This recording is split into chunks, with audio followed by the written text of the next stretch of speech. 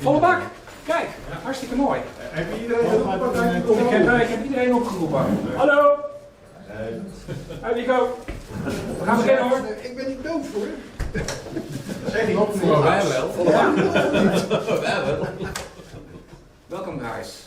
Welkom bij de tweede lezing van vandaag. Ja, we noemen het een lezing. Klinkt dodelijk saai, maar dat is het niet. Want dat hebben we wel gezien net bij Rick van Winsum. Net zo'n uitleg over de 8-inch floppy drive en zijn DOS-ervaringen.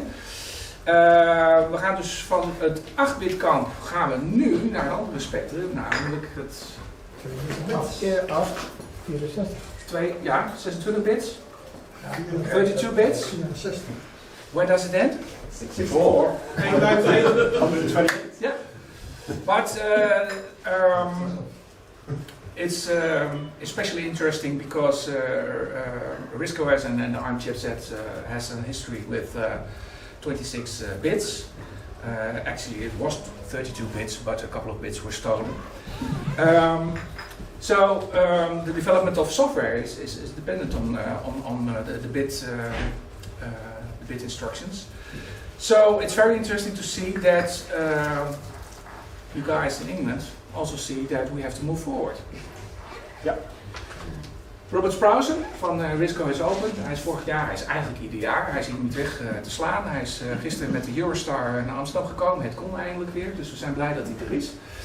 En hij gaat ons meenemen in de mooie wereld van RISCOS natuurlijk, maar misschien hebben jullie ook al in het artikel van Kees in Risky News in het blad gezien.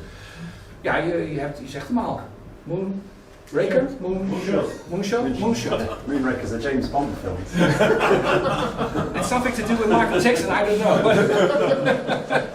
But before you're doing any moves, welcome again and tell us all about what you are planning to do with 64 bits and Moonshot and RISCOS. Yeah, Robert, very much.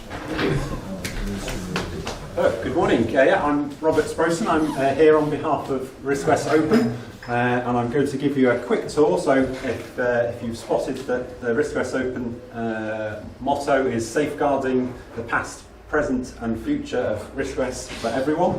So, we're going to start with the recent past. So, these are things that have happened in the last few weeks and months.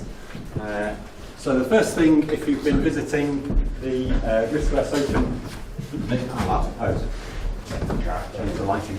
The first thing you might notice if you've visited the RISCOS Open website is that all of the applications, so each of the buttons along the top, have been updated and renewed by Andrew Hodgkinson, the web developer who's in New Zealand.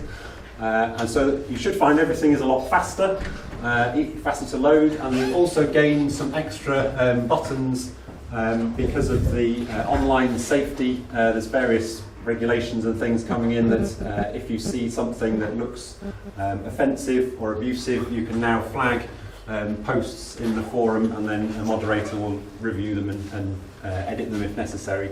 So there's a lot of new features in the applications themselves. Website's a lot faster, and then yes, there's some extra online safety additions.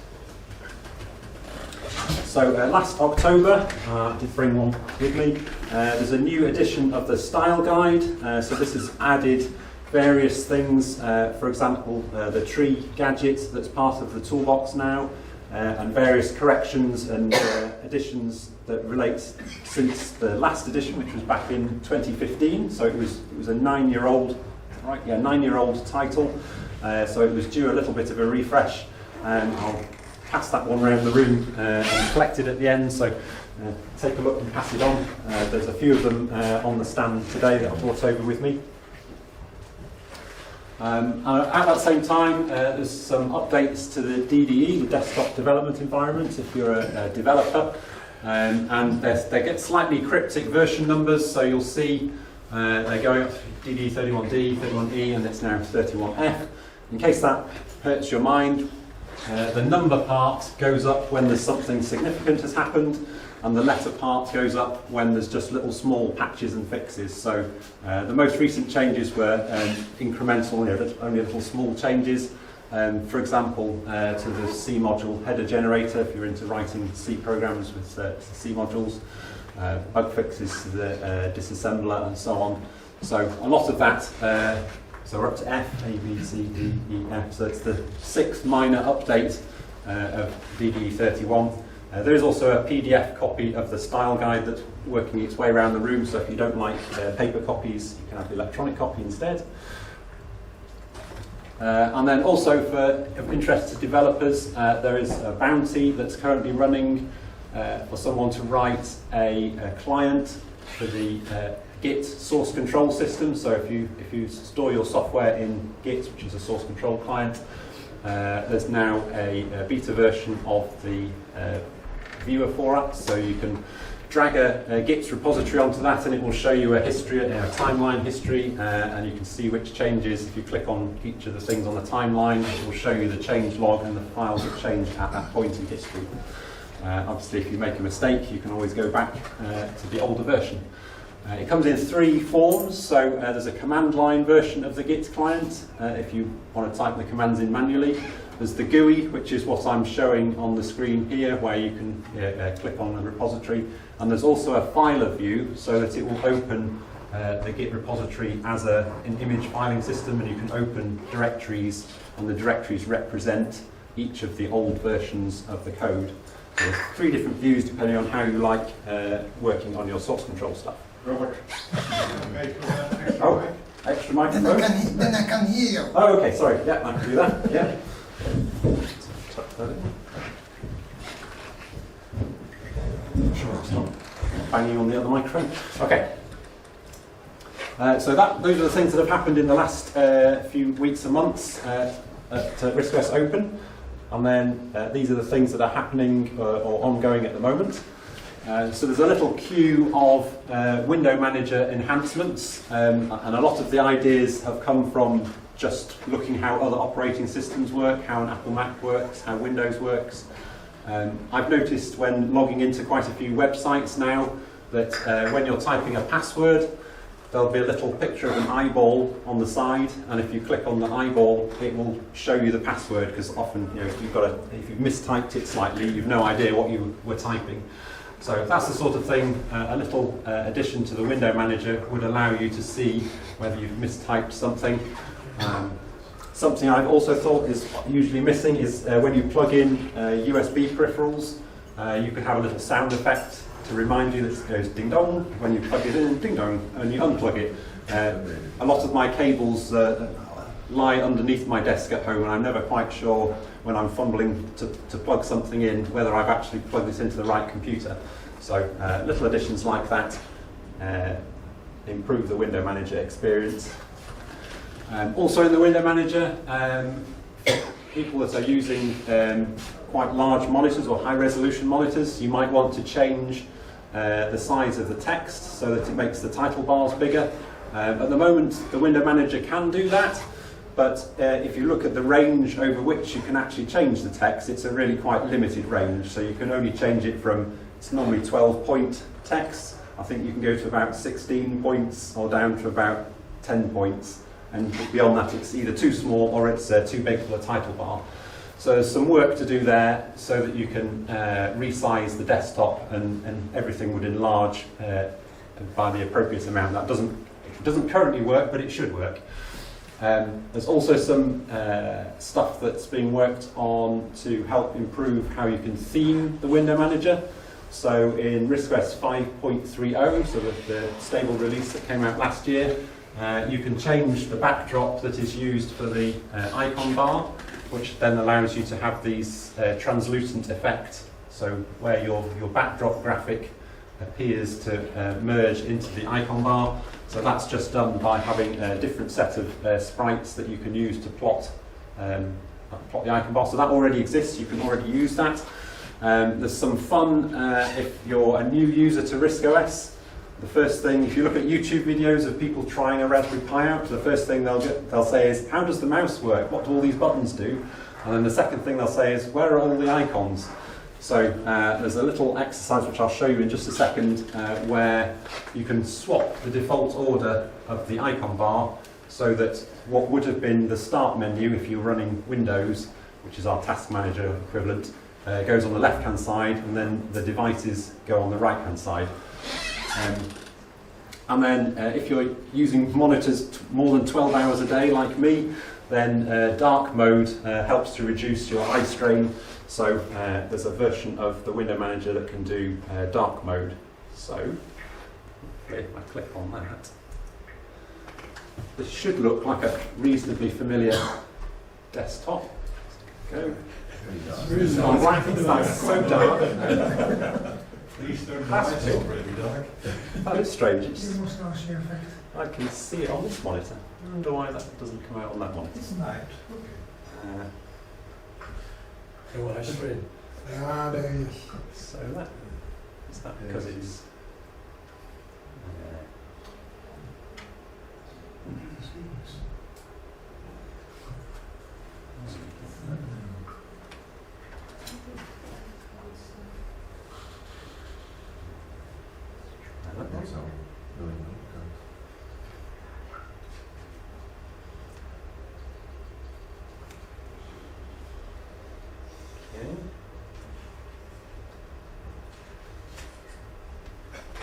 Bijzonder thumbnail. Yes, that was disappointing. Well, okay, well maybe we'll skip that one. For some reason via the projector it doesn't work, but it appears on my monitor. That's very strange.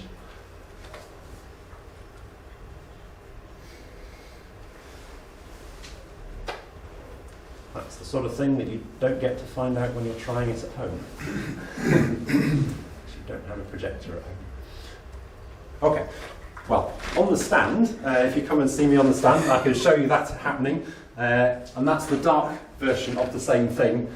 So rather than the usual cream title bar, you have a darkened purple, in that case, title bar, and obviously edit. You can stop by changing its background colour. So yes, if you want to come and have a play with this, it's on the Raspberry Pi on the stand. And I can also show you the icon bar with it flipped the other way around. So that if you're a new user to RISCOS, you're not scared off by the fact that our icons are normally the other way around.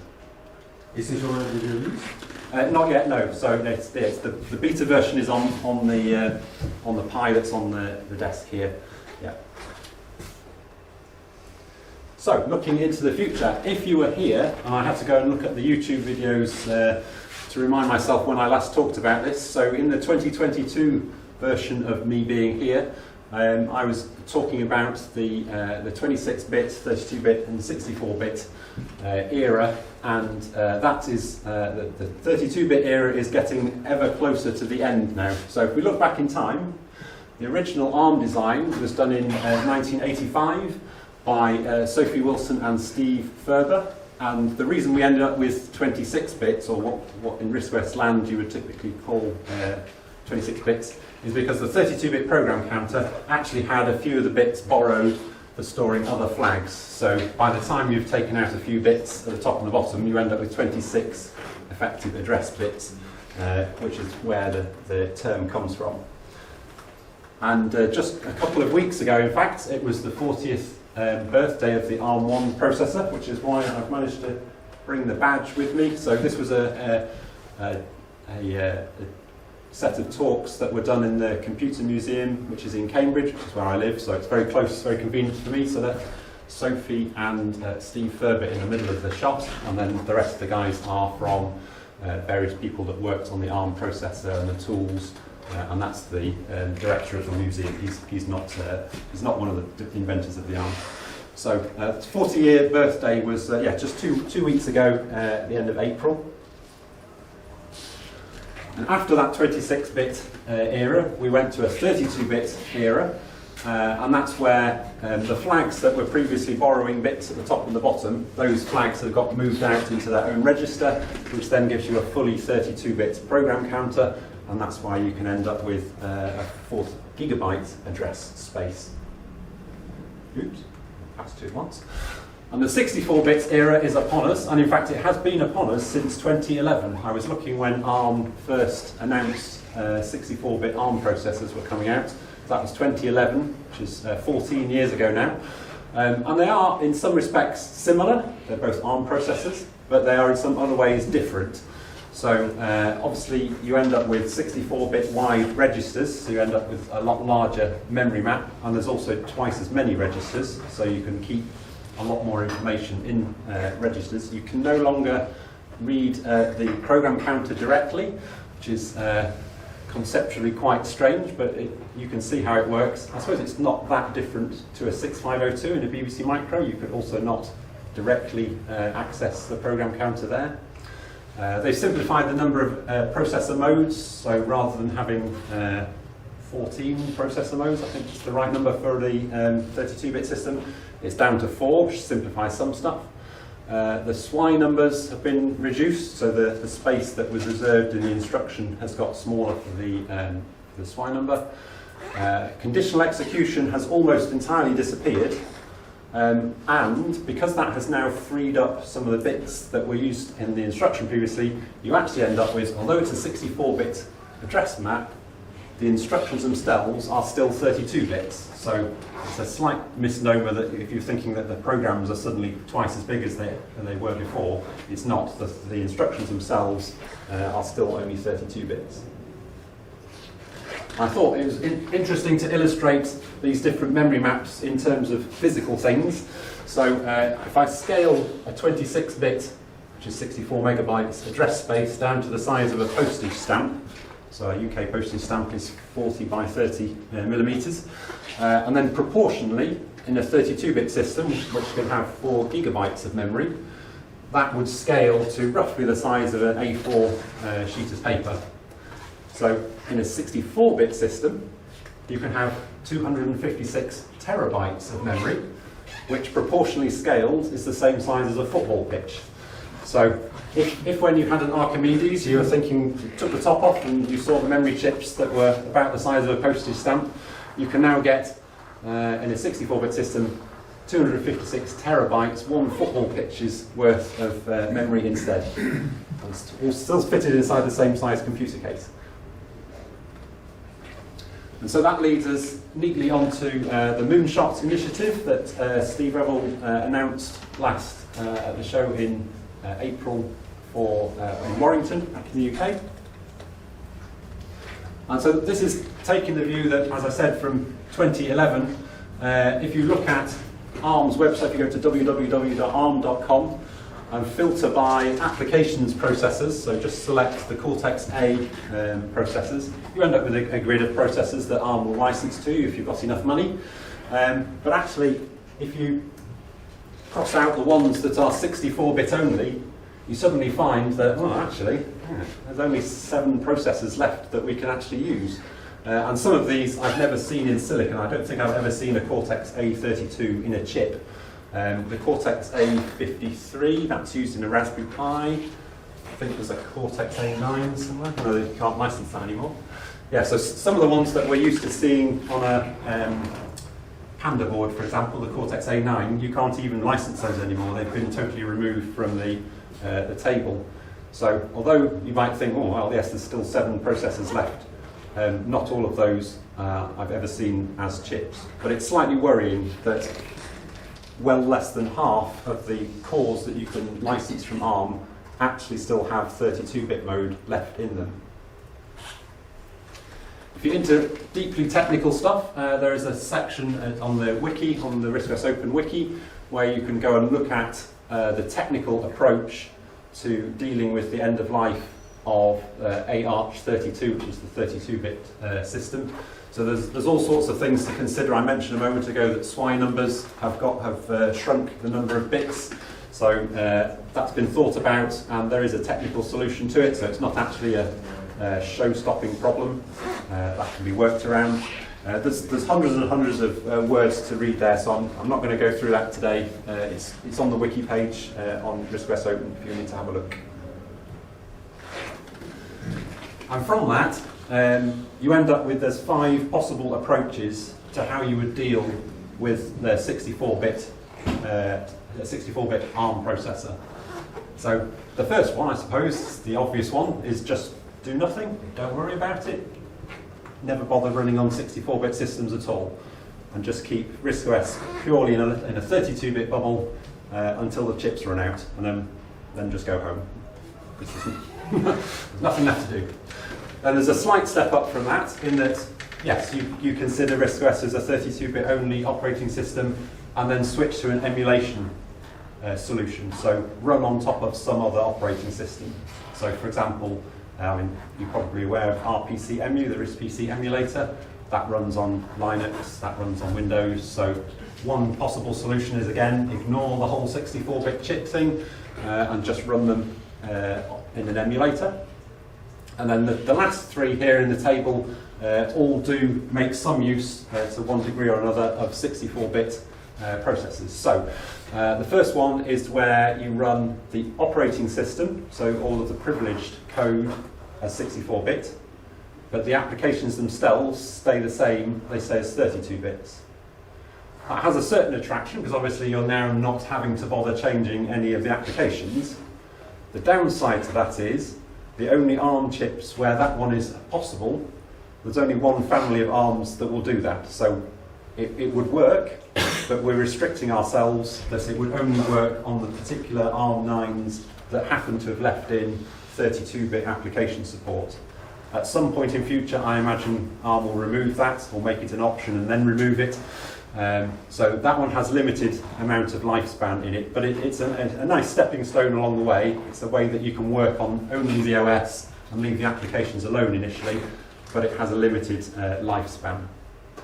Number 4 is sort of all in, so applications and the operating system are both converted to be 64-bit.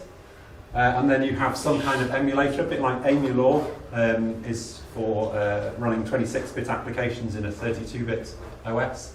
You can have a similar 32-bit emulator that ran them in a 64-bit OS. So yeah, that one has a legs as a solution. And then there's again a stepping stone. Stepping stone number 5 is very similar to that. So you have a 64-bit operating system, 32-bit applications emulated, but you pretend that the memory space finishes at 4 gigabytes. So from a lot of applications point of view, it would only ever see the bottom 4 gigabytes of RAM, and that makes the transition a bit simpler. So, you know, ultimately, probably number 4 is where you end up, but 3 or 5 are useful stepping stones along the way. And generally, that's how RISCOS Open are trying to steer this. So there doesn't seem. It seems a bit sad rather to just throw in the towel and assume that RISCOS is only ever going to be 32-bit. If you're going to have a go at 64-bit, those are your 3 options, and probably long-term, the middle one is the most sensible one to follow. And how does that look? So if I was running a 64-bit RISCOS, what does that look? Very similar is probably the answer. So there's nothing particular about the window manager that needs to know how many bits the processor is. The windows could still look the same. It's still got the same blue mouse wandering around the screen. All the file names would look, you know, $.thing file names. You could still open sprite files, still open draw files. So in terms of how it would look and feel, I don't imagine that there's going to be anything different that you could see. In just the same way that if I look at a 32-bit version of Windows XP, that was a 32-bit operating system. There was also a 64-bit operating system, a 64-bit version of Windows XP, and they look the same. I could not tell visually what was difference between those. And so I think the same would apply here. Now, under the bonnet, yes, there are lots of 32-bit addresses hiding. So, as I mentioned earlier, that wiki page, if you go and look at it all, they have all been analysed and figured out where they're all hiding, and so that's why number 5 and number 3 are still kept on the table, because they're useful ways to try and avoid some of these issues where there's lots of 32-bit addresses baked into various bits of RISCOS. You know, even just if you're thinking about using the pling indirection operator in BASIC, that pokes a 32-bit or peaks a 32-bit value. You would need some kind of way of extending that to have a 64-bit value. So on the RISCOS Open website, there's a letter from Steve explaining, outlining what I've just said there, and with an outline project plan, because prior to this date, Mr. Bond, 5 minutes to Kurt, Mr. Bond. 5 minutes, that's okay, thank you. Yeah, so if you look on the RISCOS Open website, you'll find a letter explaining this approach. And prior to this being published, there wasn't really a firm plan of how big or small this task would be. If you'd have asked me at last year's show, how much work is there to make a 64-bit RISC-OS, I'd have given an answer somewhere between 2 days and 500 man-years, and I wouldn't, it would be in a total guess number. So the important step that's happened here is to have come up with a project plan and a number. So the project plan does come out at a quite large number in RISC-OS terms, so £2.5 million. It's a large number. But it's not a number that has been picked out of the sky. There are these are screenshots of the project plan, an analysis of all the modules in the operating system, how many lines of code they constitute, how hard they are to convert, how you would break down the work packages, how much you pay people, you need to pay tax on people. So it's all actually now got some hard numbers behind it.